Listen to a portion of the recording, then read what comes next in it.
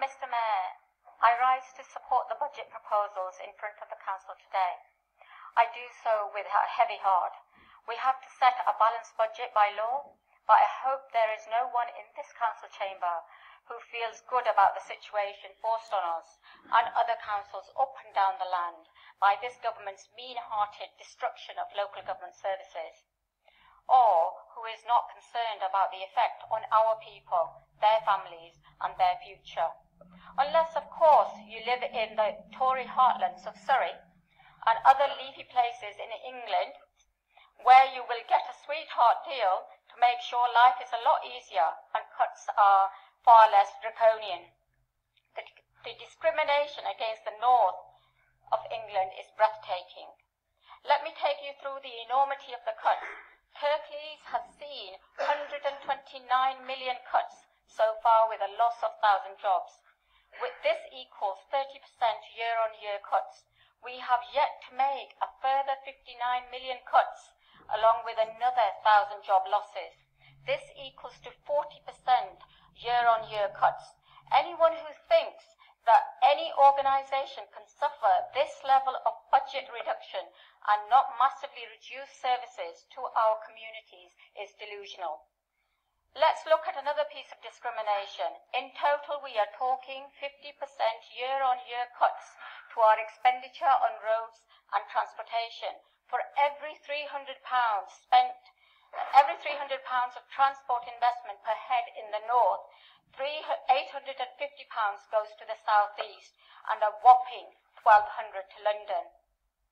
By 2020, the resulting expenditure is minus 10% in southern shires compared to minus 40% in northern boroughs. This simply is outrageous partisan political chickenry. It is crystal clear that the austerity has become a lifestyle choice by this Tory government, one which is leading us handcuffed into the abyss. It is nothing short of party dogma, ideology and downright indifference to the plight of ordinary people. We know austerity is not an economic policy, despite the Tory protestations. If it were, Greece would be a paradise on earth. Austerity is a mechanism to increase inequality and make the elites even richer at the expense of the rest of us. It makes the economic situation worse. Remember, we have working families using food banks. What have we come to in one of the richest countries on earth? Is there no shame? In relation to my own portfolio, there's a housing crisis, but the government policy seems perversely designed to make it worse, not better. The budget is balanced so precariously that it only takes a minor change to put the service at risk.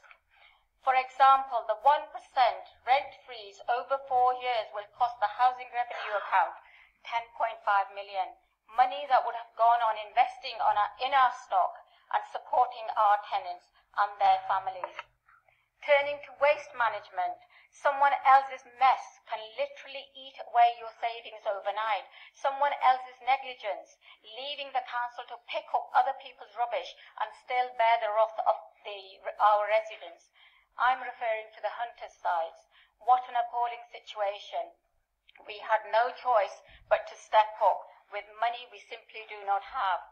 Efficiencies can only take you so far, and we are beyond that now. We cannot do any more for less. Less means less. We seriously need to stop and think when enough is enough and consider whether there is a future for local government. If there isn't, there needs to be a very serious conversation across this country about the sort of society we have in store for us and our children. It could be very nasty. I would like to conclude. 30 seconds, Councillor Mather.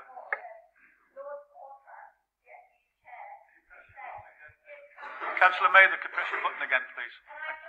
Yeah. It's just that. Press your button. Your mic's gone off. Okay. I would like to conclude with our Tory LGA chairman, Lord Porter, who said, if councils stopped filling in potholes, maintaining parks and open spaces all children's services, libraries, museums, leisure centres, turned off every street light and shut all discretionary bus routes, they would not have had enough money to plug this gap by the end of the decade. There is some honesty, at least from a Tory. Let's have some honesty in this council today and recognise we have a housing crisis, a social care crisis. Thank you, Councillor Mather. Thank you, Councillor Mather. Councillor Sheard.